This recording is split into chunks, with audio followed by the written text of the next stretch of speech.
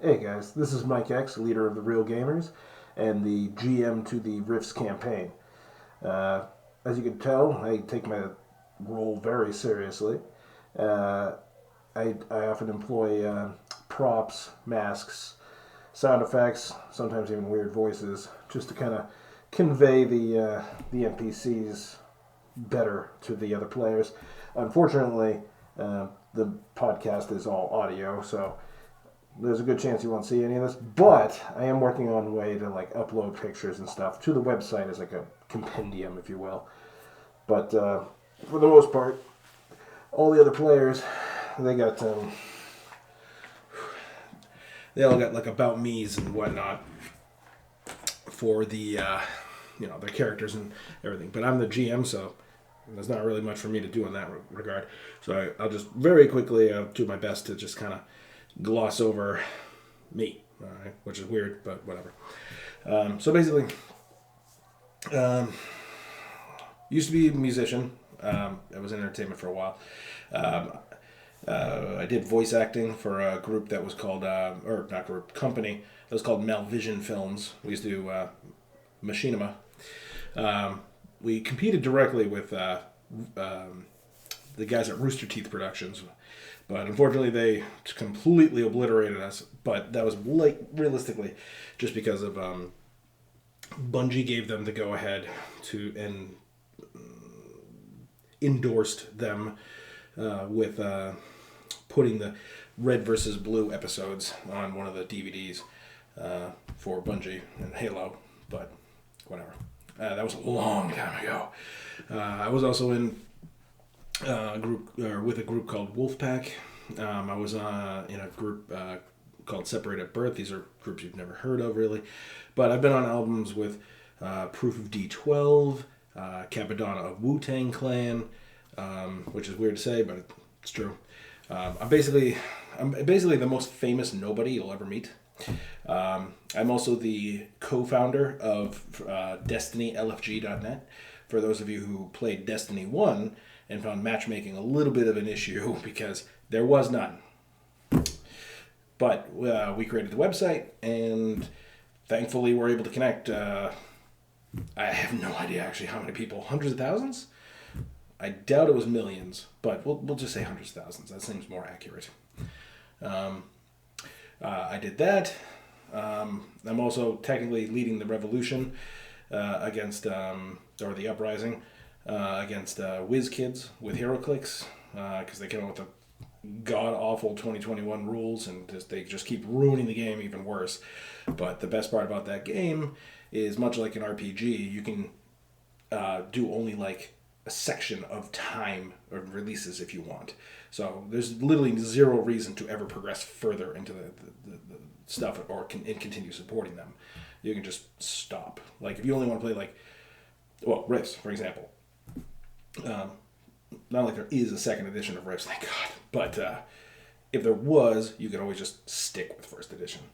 The RPG group the group that I run, we've been around for about 10 to 12 years now. I'm losing sight of how long we've been around, but it's been a long time.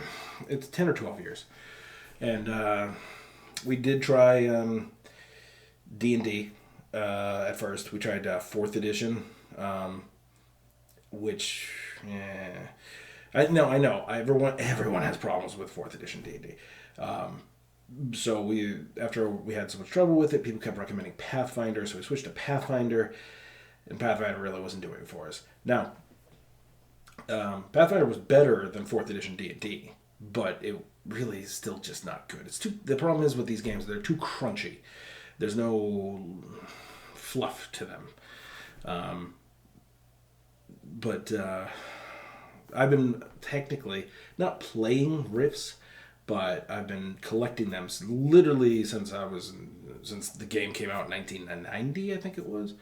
I was like 7 years old, and my friends and I, we never did D&D. We never did any of that stuff, even though it was 1990. And I don't know, one of my friends came up with the idea of like starting a group with it.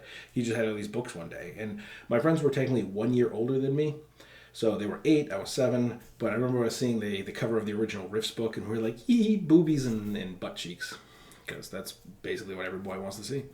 And we were pretty much hooked on just the awesomeness of Rifts from there on. So I had experience with the game from my childhood. Then unfortunately, everyone kind of stopped playing around high school, I think. The weird thing about it was when we were kids, we didn't understand that a GM is a required, like, independent person. So we never had it. We played Rifts. We just never had a GM. We would just use logic to kind of like, almost like to dictate what the enemies and whatnot would do. It was very strange. It was very organic though. We never like fought. We never said like, hey, I'm gonna go talk to an NPC. Can you be the NPC for me? Just someone else would just automatically assume that role. It was very strange. In retrospect, because it's like, as adults, no one would ever do this. But it would be a much better game if we did. It'd be cool because it'd be like GM-less. But yeah, it was very strange. We all played characters, but yet we all played the enemies and NPCs and whatever else, and it was just very organic and natural. But because of this, I have a long experience with this game. But I do try to make it as with the rules closer to Kevin's intentions than they are written, if that makes sense. A lot of his rules contradict. I often have to ask questions like, what's up with that? Like, that doesn't make any sense. That's not how even the English language works sometimes. Actually, quick funny story. I brought it up to Kevin at we're in 2023 now, so it would have been 2019, I think. I brought it up to him. If you look in the England book, under oh god, what is her name? Genevieve, I think her name is. It says that like she has all the beauty and grace or whatever of like a 20-year-old or something like that. But then if you look at her stat block, it says she's actually only 10 years old. And I was like, I said to Kevin, I'm like, because it's Rifts, she could be 10 years old, or that's a typo, and it's supposed to say 100 years old, and they just forgot the second zero. I'm like, so it could go either way, because Rifts is just crazy like that. He did confirm that it's supposed to be 100. He thinks it's supposed to be 100 years old. I'm like, you wrote the book. Tell me. Whatever it is, I'll go with it. I don't care. I think it's Genevieve. Yeah, so I try to make things as smooth as a process with everybody. My main priorities, keep the flow going and make sure everyone has a good time. We do take the Rifts, like, the warning at the beginning of all the books, very, I'm not going to say literal, but we noticed the thing about like D&D and Pathfinder players tend to be, how do I word this nicely? Pansies in real life. So they're afraid to like transition some of that stuff. So in our games, we have literally everything that's like, we go ultra violent. There will be rape. There will be obviously murder. The Rifts.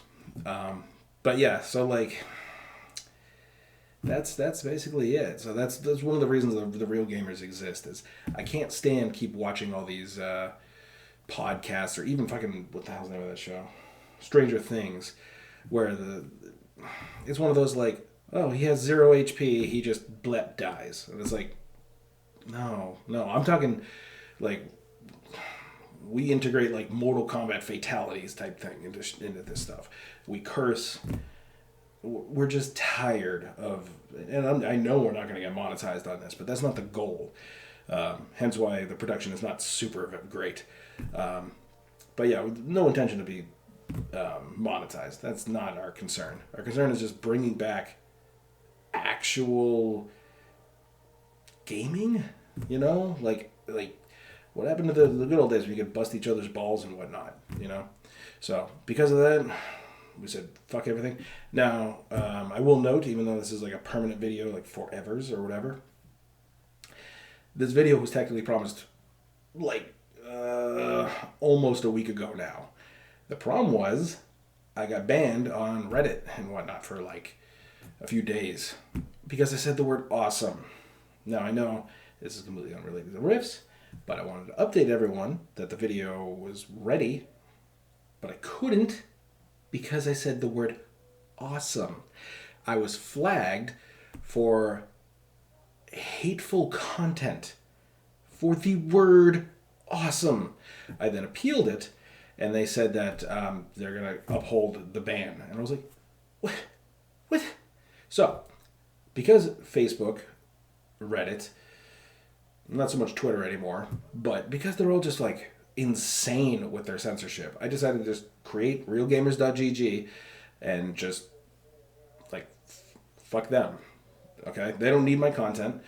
They don't need I don't need them to upload my content, whether it's pictures, videos, podcast, whatever it is. I don't even technically need YouTube. I can do all this on my own, on my website, but I'll use it for now until I get banned, and then we'll see how it goes from there. Point of the matter is, it's time to take a stand against all this censorship. That's why I'm launching this whole thing. Okay? And it's time we start fighting back and show that words just don't hurt. It's not the way it works. So, that's about it. Like I said, don't expect fantastic stuff with this. I spent some money on the equipment here, but nothing that's like, what word is? I know there's like professional podcasts, but honestly, I don't watch them because I don't want like any form of plagiarism or not true legally. I don't like the idea of copying someone else's idea. But yeah, and so, so that's basically it. And you guys have fun.